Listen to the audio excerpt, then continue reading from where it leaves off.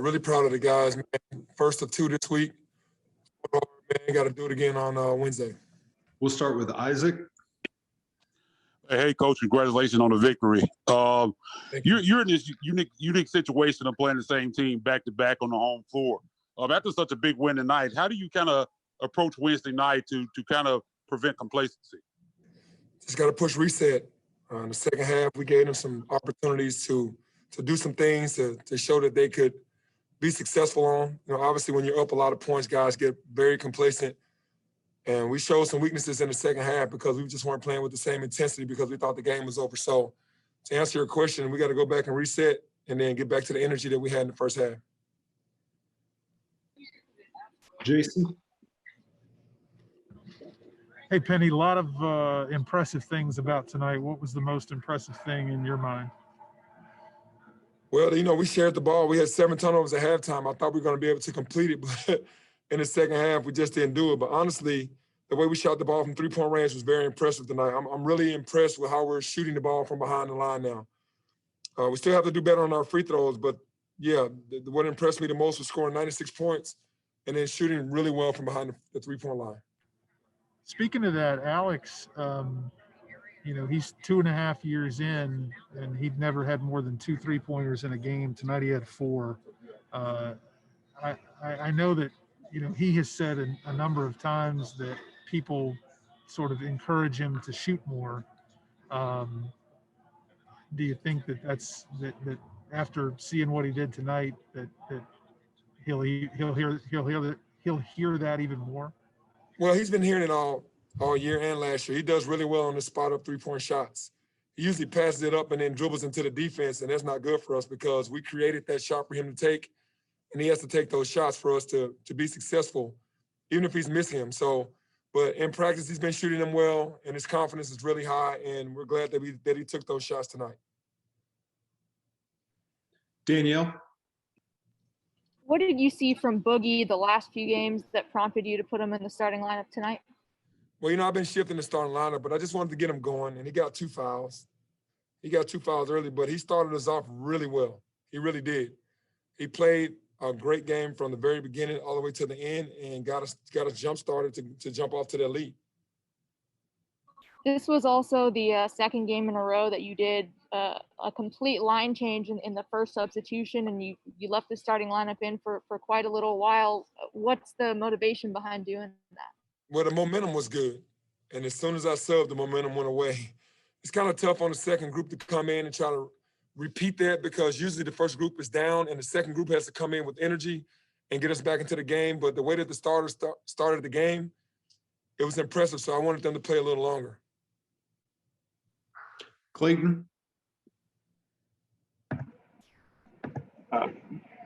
Penny, over the last 5 games, you guys are shooting 48% from 3. Do you attribute that to the Lions set offense, maybe just kind of getting used to things a little more? What do you just shots falling? What do you have to say about that? Well, basically, it's not so much the Lions set because we still have that set. We put more things in during that little 2-week break that we had when we missed those 3 games, and we put more motion into it. The Lions set is a motion set, but we really haven't had to go to it as much during this stretch. We've used it some, but not all the time. But this is just purely us running, us making the right decisions, us not trying to play one-on-one basketball, finding open teammates, and making shots. Just to follow up, do you feel like this is what we saw today in terms of that, and the 3-point shot hitting? Like, this is the type of offense that you want to see from this team, where you've been trying to implement at its highest level, over the last few years? Absolutely. I still go back to we were playing this way before the season started, and DeAndre Williams was a huge part of this flow of how we played this way. And then when we went to South Dakota, he was ruled ineligible and wasn't able to play. So we had to look for other people to create things, and it just wasn't the same. And then it was more one-on-one basketball. It's just taken us this long to get guys to buy into playing team basketball, sharing the basketball, getting DeAndre to make plays, the guards to make plays for each other, and the bigs to keep running. And it's starting to look a lot like we thought it would look from the beginning of the season. Jason? Can you remember a better 5-game stretch over the last at least the last year and a half, since the majority of this team has been here, where you guys have shot this well from three over a span of 5 games? No, not even on the 10-game win streak that we had last year. We did not shoot it this well. It's starting to come together. We shoot every day. We have our Tiger 100 where the guys have to shoot 100 threes, and they have to chart it. We get a lot of three-pointers up and a lot of shots up during pregame, and we get a lot of shots up during shoot-around. So we shoot more. We joke all the time. We shoot more threes than anybody in practice and pre-practice and things like that for us not to shoot well. And we knew we would hit our stride to start shooting the ball well. Danielle?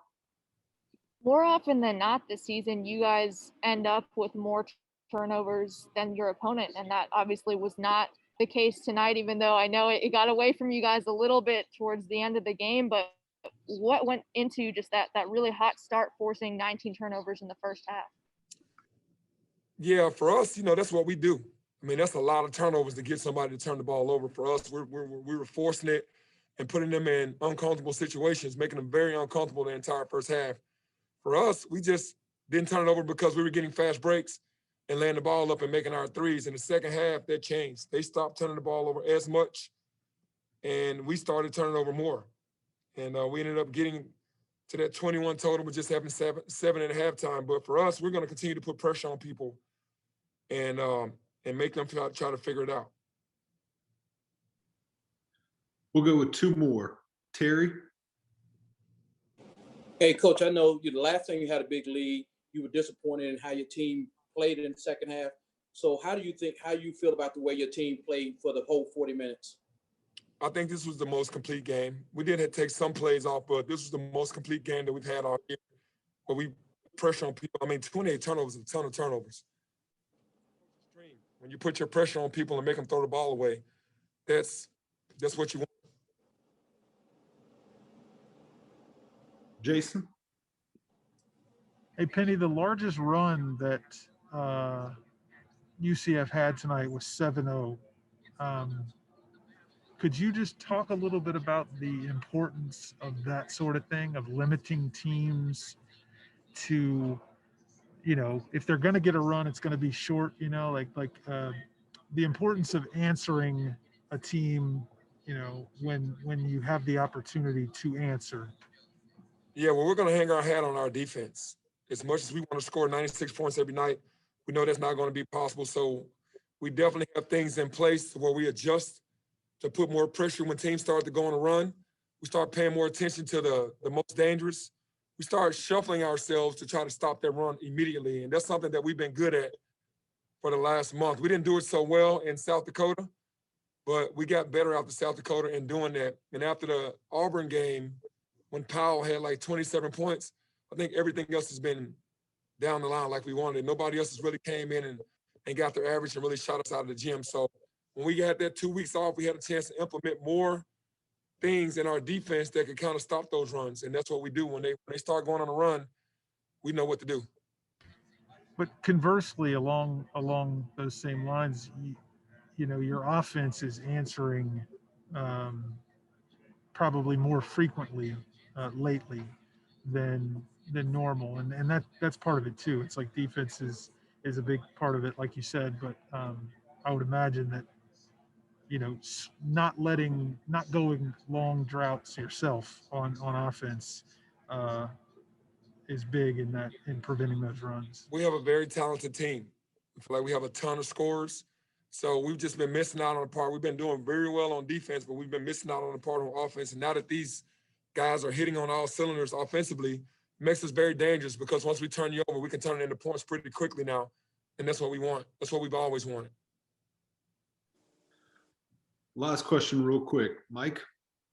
Hey, Penny, sorry I got in on the very end of this, but I wanted to get your take on Jordan and what did you see after SMU when he was able to start practicing from you? And I know you got him in late during a blowout, but what have you seen from him that allows you to think that maybe he can give you something over these last 5 weeks?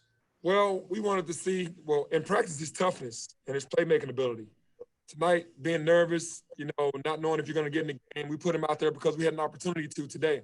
There's no disrespect to UCF or anything. We just wanted to see what he had. and he's tired.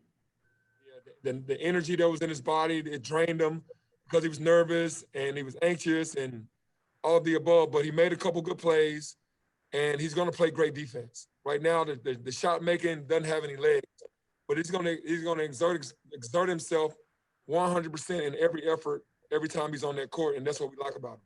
Is it something though that you've seen from him in the few practices that he might be able to help this team, say 2 weeks, 3 weeks, 4 weeks from now, where he gets those legs underneath him?